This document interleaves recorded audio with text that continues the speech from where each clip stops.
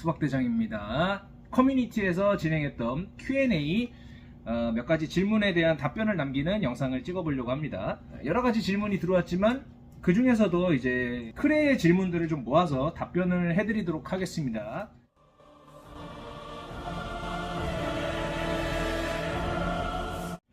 자, 저희 집 크레가 1년 된 성체인데 파양된 아이를 받아서 키우게 된 거라 전 주인이 핸들링을 전혀 안 했는지 사람 손만 보면 겁내고 우다다 도망다니기 바쁜데 가로하고 발전기 X 핸들링을 자주 하다 보면 개선이 될 수 있을지 궁금합니다. 아니면 그냥 거의 반포기하고 받아들여야 하는 건가요?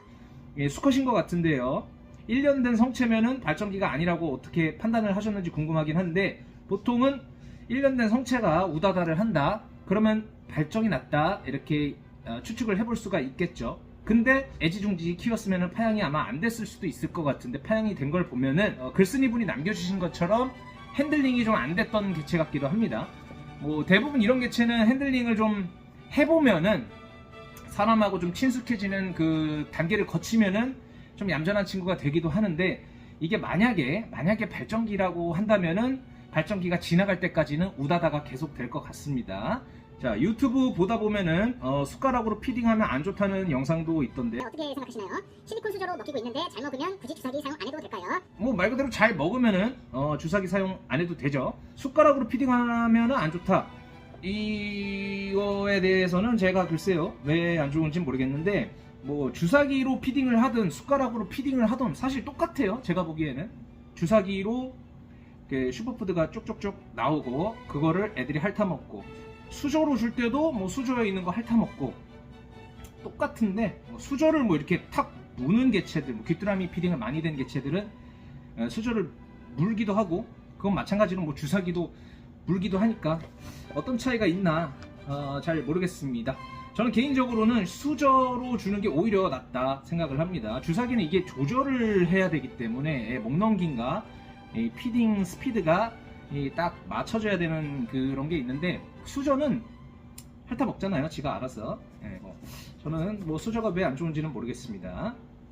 자, 꽃자라는 개체가 평균적으로 예민한 편이라고 봐야 되나요? 그렇죠. 예민 안 하면 꼬리 안 자르겠죠. 겁이 많고 좀 예민하다 이렇게 생각하면 됩니다. 꼬리를 줌으로써 웅땡이가 살아남는 그런 방식이기 때문에 겁쟁이들이 꼬리를 잘 자릅니다. 그런 친구들은 조금 더 이렇게 핸들링을 주의해 주시고 또 핸들링을 통해서 친화적으로 되면은 뭐 꼬리 안 자를 수 있을 것 같습니다.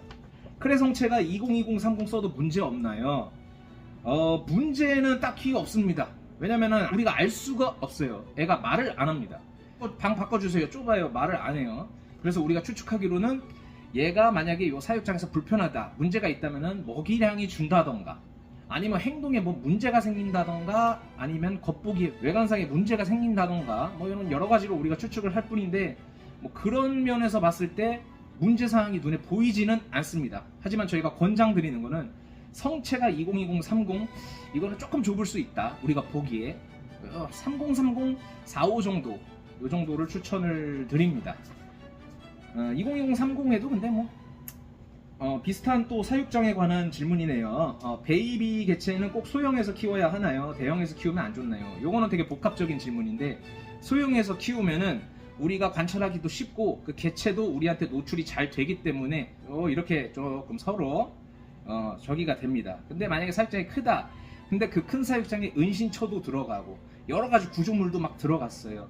말 그대로 개체가 숨을 공간이 많아요. 그렇게 되면 이 친구들은 숨게 되죠. 그러면 아무래도 사람하고 서로 이렇게 관찰할 수 있는 그런 기회가 적어지다 보니까 좀 야생화된 크레로 성장을 하게 됩니다. 우리도 직접적으로 베이비 때는 관찰을 잘 하면서 이 친구가 문제가 없는지 탈피를 잘 하는지 이런 걸 봐주셔야 되는데 그런 면에서도 좀 불리하겠죠. 그래서 사육장이 너무 클 필요는 없다라고 말씀을 드립니다. 핀이 두껍다라는 표현을 유튜브 통해서 들은 것 같은데 도살이 두껍다라는 말일까요? 그리고 도살이 두꺼운 개체가 따로 있을까요? 아니면 성체되면 다 고만고만할까요? 이게 핀이 두껍다? 뭐 팝콘 핀을 말씀하시는 건가요? 도살이 두껍다. 이거는 이제 와이드백 말씀하시는 거고 말 그대로 등이 넓은 거죠. 등이 이렇게 그 좁은 애들이 있고요. 좀 넓은 애들이 있어요. 등이 좀 넓으면은 뭔가 좀 근사하죠. 그래서 좀 인기가 있는 편입니다. 와이드백 같은 경우는. 크라운이 좀 처져 있는 애들을 키워보고 싶은데 찾는 노하우라든지 키우는 노하우는 똑같죠. 뭐 그랬는데 찾는 노하우는 발품을 파셔야 됩니다. 크라운이 좀 처져 있다는 거는 크라운이 크다는 말이죠. 잠깐만요. 뭔 얘기를 하면서 이 크라운이 좀 처져 있다는 거는 이제 크라운이 이렇게 큰 애들이 좀 처지거든요. 무게 때문에. 근데 그런 애들은 아무래도 발품을 파셔야 돼요. 저도 이제 여러 샵을 좀 돌아다니면서 몇 마리를 보긴 했는데 그런 애들은 보통 이제 분양가도 좀 상당히 좀 있습니다. 제가 사진 하나 띄워드릴게요.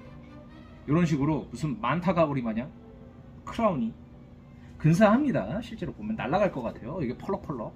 자, 크레스티드 게코를 분양가로 본다면 적게는 2만원, 많게는 10만원이 넘는 개체도 있는데 보통 한 마리 분양하면 몇 프로 수익이 남나요? 제가 솔직하게 말씀드릴게요. 아예 안 남는 경우도 있고 꽃잘 개체들 같은 경우는 말 그대로 손해보고 분양하는 경우도 있습니다. 그리고 뭐 10만원이 넘는 개체들, 뭐 이런 개체들은 당연히 남죠. 다 이제 운영이 될 만큼 그 정도로만 하고 있습니다. 뭐 바가지, 덤탱이 이런 거 안 합니다. 자, 매일 수십 마리의 개체들이 입고되는데 그 많은 개체들이 어디서 들어오는지 일반인들이 샵에 가서 판매하나요?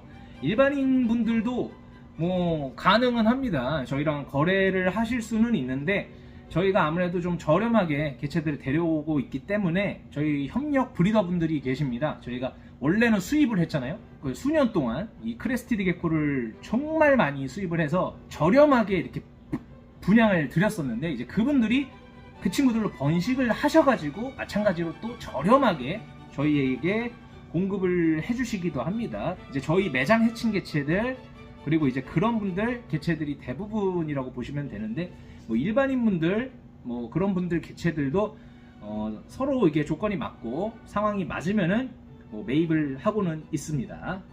이렇게 해가지고 뭐 크레 관련 Q&A 질문만 모아서 답변을 좀 드려봤습니다. 댓글 남겨주신 분들 모두 고맙습니다.